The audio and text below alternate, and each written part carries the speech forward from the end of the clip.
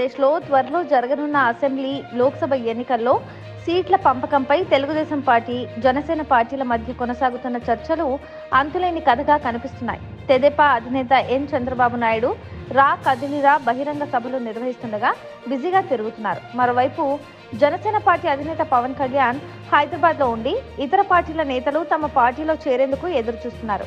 అప్పుడప్పుడు 1-2 చోట్ల సందర్శిస్తుంటారు. అయితే చంద్రబాబు, పవన్ల మధ్య సరైన చర్చలు జరగలేదు. పార్టీ వర్గాల సమాచారం ప్రకారం చంద్రబాబు రాబోయే 2 రోజులు హైదరాబాద్లోనే ఉంటారని, పవన్ కళ్యాణ్ అందుబాటులో ఉంటే ఆయనతో సమావేశం అవుతారని భావిస్తున్నారు.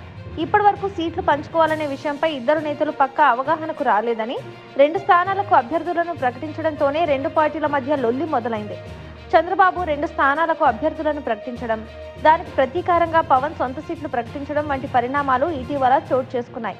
2 పార్టీల మధ్య పొరపచ్చాలున్నాయి అని టీడీపీ నేత ఒకరన్నారు. ఫిబ్రవరి మొదటి వారం లోపు సీట్ల పంపకంపై చర్చ జరగకుంటే అభ్యర్థులు తమ నియోజకవర్గాల్లో ప్రచారానికి సమయం తక్కువగా ఉంటుందని ఆయన పేర్కొన్నారు. 2 పార్టీల క్యాడర్లు సర్దుకుపోవడానికి మరియు ఎన్నికల్లో కలిసి పనిచేయడానికి గణనీయమైన సమయం కూడా అవసరం. అది ఎంత త్వరగా జరిగితే అంత మంచిది. లేకపోతే పొత్తు పెట్టుకోవడం వల్ల ప్రయోజనం లేదు. ఎన్నికల్లో తీవ్ర నష్టం జరిగే అన్ని అవకాశాలు ఉన్నాయి. 2018 ఎన్నికల్లో తెలంగాణలో బాబుకు ఇదే పరిస్థితి ఎదురైంది. కాంగ్రెస్తో పొత్తు లేట్ చేసి నిండా మునిగారు. ఈసారి కూడా ఆంధ్రాలో పునరావృతం అవుతుంది అని టీడీపీ నేత అన్నారు. సీట్ల పంపకాల ఒప్పందం కుదిరిన తర్వాతే ప్రచారంలోకి దిగాలని పవన్ కళ్యాణ్ నిర్ణయించుకున్నట్లు తెలుస్తోంది.